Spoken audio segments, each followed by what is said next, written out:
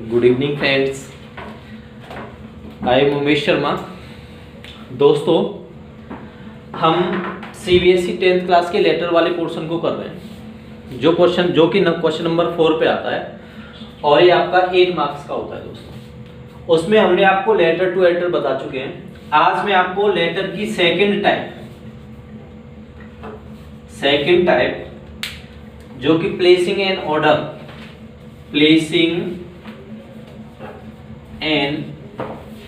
Order letter होता है, उसको बता रहे हैं। सबसे पहले हम क्वेश्चन को कर लेते हैं। क्वेश्चन देखिए, क्वेश्चन नोट कर लेंगे आप साथ ही साथ। Write a letter to the sales manager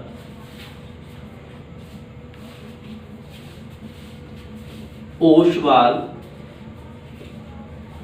books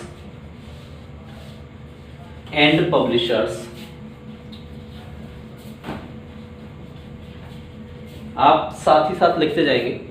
right a letter to the sales manager Oswal books and publishers placing an order for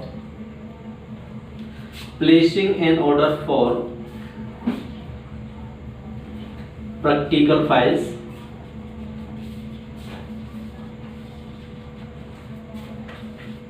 question banks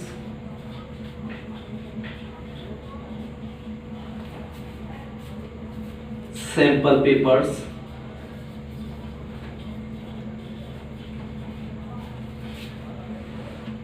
and notebooks. You are Anuj oblique Ankita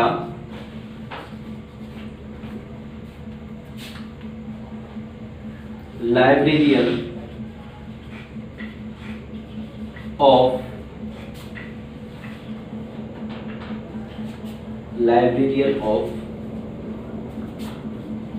Jawahar Navodaya Vidyalaya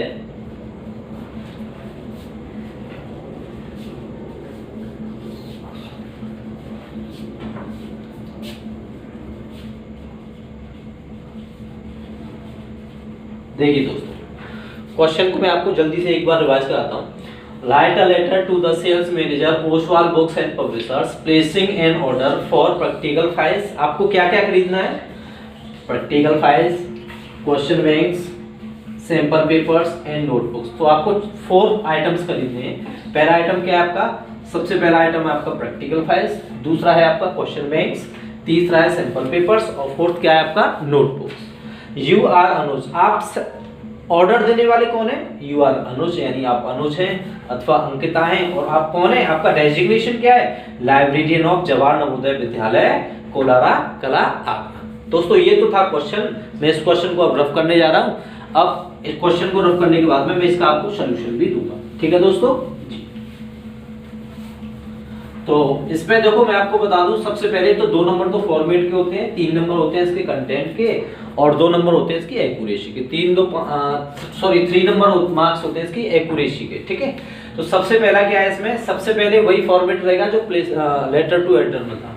इसमें सबसे पहले क्या करना है आपको? Sender address. तो sender के address में क्या आएगा? हमने कोलारा कला नवोदय से हम प्लेसिंग ऑर्डर कर रहे हैं, तो यहाँ लिखेंगे अनुज। नाम क्या था? अनुज ऑब्लिक अंकिता।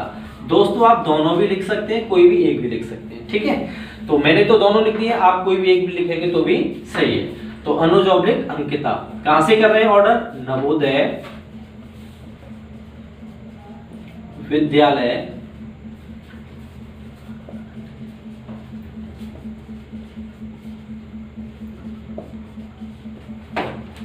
आगरा।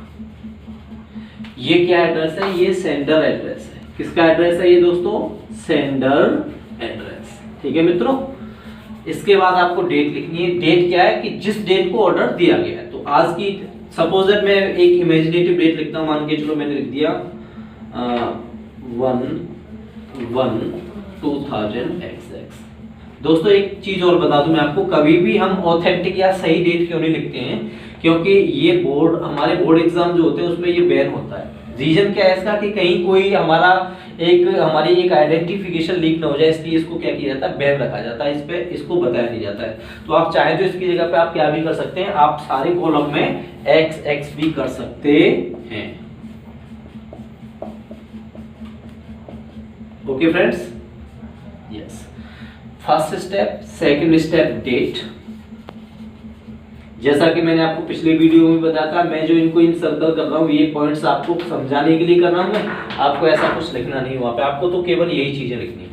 आगे है द सेल्स मैनेजर, और किसके सेल्स मैनेजर है, Oswal books and publishers.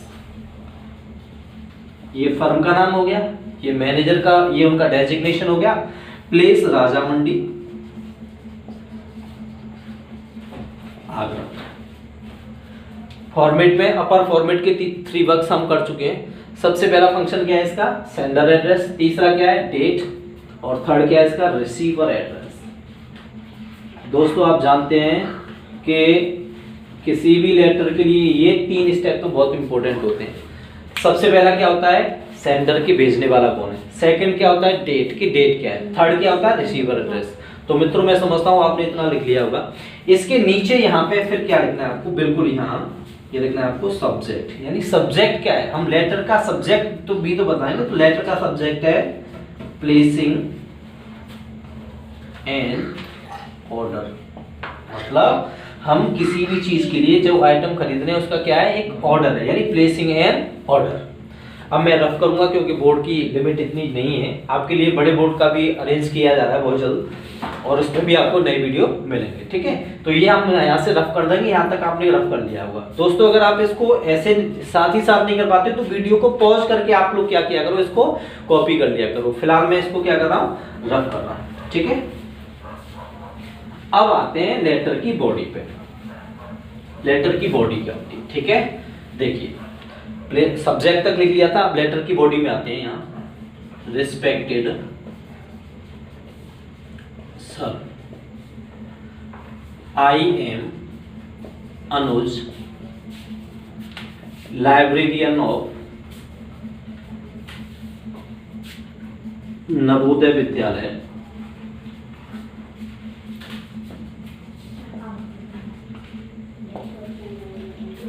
on behalf of school authority,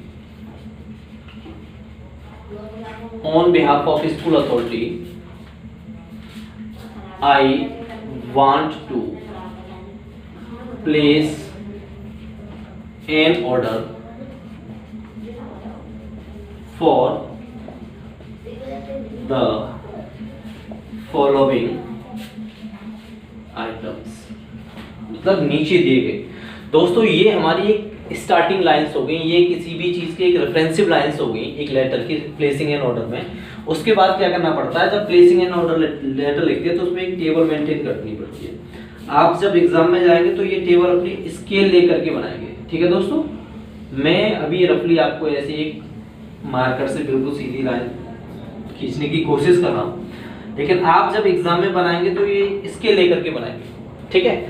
सबसे पहले एक छोटा कॉलम बनाएंगे, इसको कहेंगे सीरियल नंबर। क्या नंबर है दोस्तों, सीरियल नंबर। एक ऐसे सीधी लाइन ले जाएंगे, फिर यहां लिखेंगे name of book, name of book. दोस्तों ये तो हम बुक खरीद रहे हैं इसलिए नेम ऑफ बुक लिख दिया। अगर हम मान के चलो कोई आइटम खरीद रहे हैं तो क्या लिखेंगे, नेम ऑफ प्रोडक्ट। क्या लिखेंगे, नेम ऑफ प्रोडक्ट। ये ऐसे लाइन खींच दो। उसके बाद में नंबर ऑफ सेट्स, यानी कितनी किताबें चाहिए, नंबर ऑफ सेट्स हो गया। और यहाँ दोस्तों लिखेंगे पब्लिकेशन, क्योंकि कोई भी बुक खरीदते हैं तो आप जानते हो कि बुक का पब्लिकेशन बहुत अहमियत रखता है, हमें उसका पब्लिकेशन पता होना चाहिए। अब देखिए मैंने सबसे पहले आपको बताया था कि प्रैक्टिकल फाइल्स, तो सब नंबर 1 डालेंगे सीरियल नंबर में, या लिखेंगे प्रैक्टिकल फाइल्स।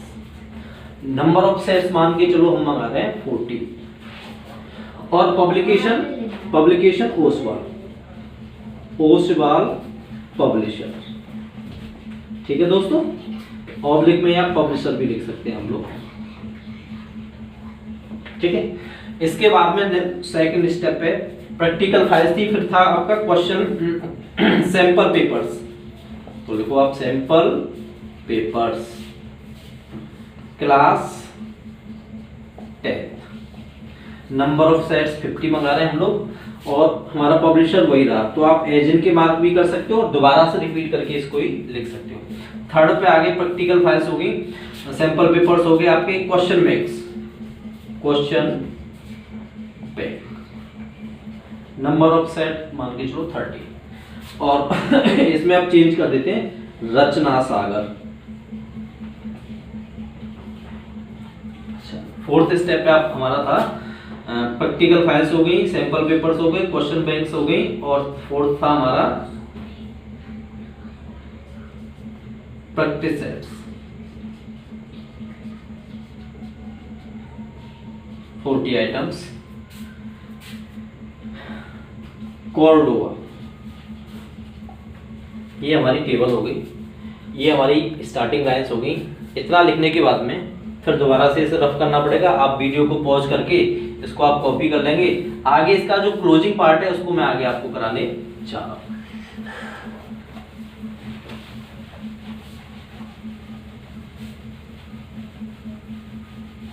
वीडियो को आप पॉज करके उस पूरे वीडियो जो आपका लेटर है उस पूरे को एक बार आप कॉपी कर लेंगे, कॉपी करने के बाद में आप उसको देखेंगे, चेक कर लेंगे एक बार, ठीक है।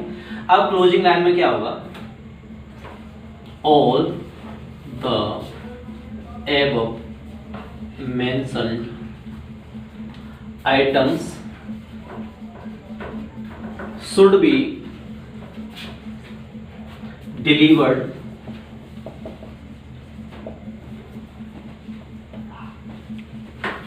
through a perfect delivery of luggage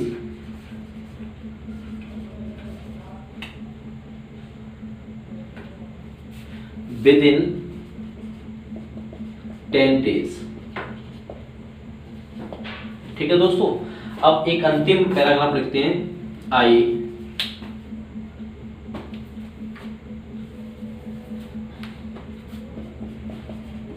I am enclosing bank draft